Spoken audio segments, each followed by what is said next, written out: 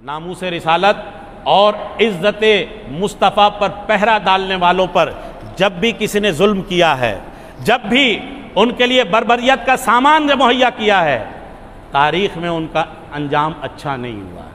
तारीख़ में उनका अंजाम अच्छा नहीं हुआ है।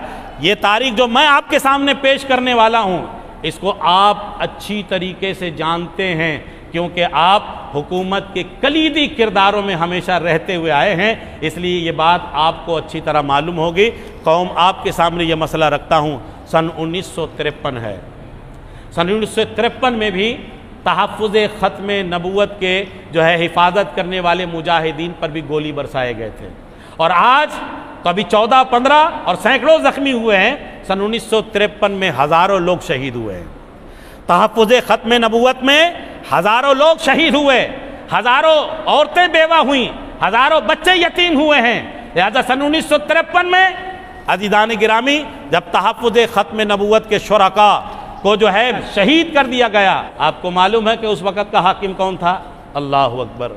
सन 1953 आप उस वक़्त के गवर्नर जनरल का नाम, जो उम्र दराज लोग हैं अच्छी तरीके से जानते हैं, गुलाम मोहम्मद। गवर्नर जनरल का ओहदा आज क्या हो सकता, आसान से लफ्ज़ों में समझ लीजिए। इस वक़्त जो सदर पाकिस्तान का ओहदा है, जो सदर पाकिस्तान का ओहदा है, उस वक़्त गुलाम मोहम्मद को ये गवर्नर जनरल का ओहदा हासिल था।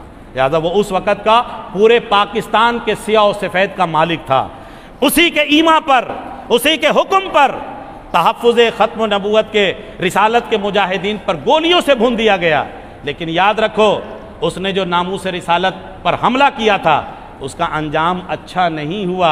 शेख रशीद साहब आप अच्छी तरह से जानते हैं, उसने सऊदीया गवर्नमेंट से अपील की थी कि मुझे मदीना में रहने को जगह दी जाए, मुझे मदीना में रहने की जगह दी जाए। सऊदीया गवर्नमेंट ने उसकी अपील को कबूल किया और उसे मदीना में उसको रिहाइश दी, और बाबे जिब्राइल के सामने उसको मकान दिया। मस्जिद नबवी के करीब रहा वो, मस्जिद नबवी के पास रहा वो। और उसके साथ साथ एक दिन उसने सऊदीया गवर्नमेंट से ये भी अपील की कि जब मैं मर जाऊं तो मुझे यहीं दफना दिया जाए। उसके इस अपील को भी कबूल कर लिया गया कि ठीक है, आपकी इज्जत अफजाई की वजह से सऊदीया गवर्नमेंट आपकी इस दरख्वास्त को कबूल करती है, और आप अगर इंतकाल कर जाएंगे, मर जाएंगे, तो आपको इसी मदीना और इसी मस्जिद नबवी के अहाते में जन्नतुल बकी में आपको दफन कर दिया जाएगा। लेकिन मुसलमानों, वो मदीना में नहीं मरा, नहीं मरा वो मदीना में। उसको किसी काम की वजह से पाकिस्तान आना पड़ा। वो जब पाकिस्तान आया तो कराची में उसकी मौत हुई, वो कराची में मरा। और जब कराची में मरा तो जाहिर सी बात है कि उसने जो घिनौने काम किए थे, उसको मुसलमानों के कब्रिस्तान पे तो दफन किया नहीं जा सकता था, उसको मुसलमानों के कब्रिस्तान में दफन नहीं किया जा सकता था। इसलिए अम्र मजबूरी उनके ममदू ने, उनके चाहने वालों ने अमानतन उसको कराची के गोरा कब्रिस्तान में दफन किया गया है। यही गोरा कब्रिस्तान, ईसाइयों का कब्रिस्तान, ये गोरा कब्रिस्तान जो कराची में है, उसको जो है गवर्नर जनरल को, गुलाम मोहम्मद को, उसको इसी गोरा कब्रिस्तान पे दफन किया गया है, और अमानतन दफन किया गया था। हालात साजगार होंगे तो इसको यहाँ से, इसकी लाश को मुंतकिल किया जाएगा। जब ऐसे माहौल बने तो पुलिस, फौज, डॉक्टर, हर किस्म के लोग पहुँचे और उसकी कब्र कुशाई हुई। और जब कब्र कुशाई हुई तो कब्र को खोला गया दोस्तों। तो ये तारीख़ी वाक़या, ये मामला शेख रशीद आप अच्छी तरह जानते हैं, जिसने तहफ़्फ़ुज़ नामूस रिसालत पर खून की होली खेली है, लिहाजा ये उसकी है। लिहाजा जब उसके कब्र कुशाई की गई तो देखा कि कब्र में एक अज़दहा है, सांप है, सांप।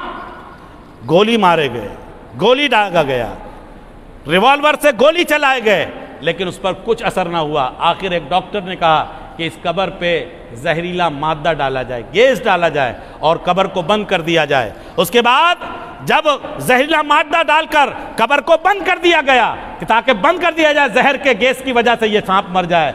2-3 रोज के बाद दोबारा जब कब्र कुशाई की गई तो देखा कि वो सांप अपनी जगह बरकरार है, वो सांप अपनी जगह है। अलगर्ज कब्र को बंद किया गया, और उसके बाद अखबारों में ये बात आ गई कि किसी अमरे मजबूरी के तहत जो है गवर्नर जनरल, साबिक गवर्नर जनरल जो है गुलाम मोहम्मद के लाश को मुंतकिल नहीं किया जा सकता। आज तक वो ईसाइयों के गोरा कब्रिस्तान पे वो दफन है।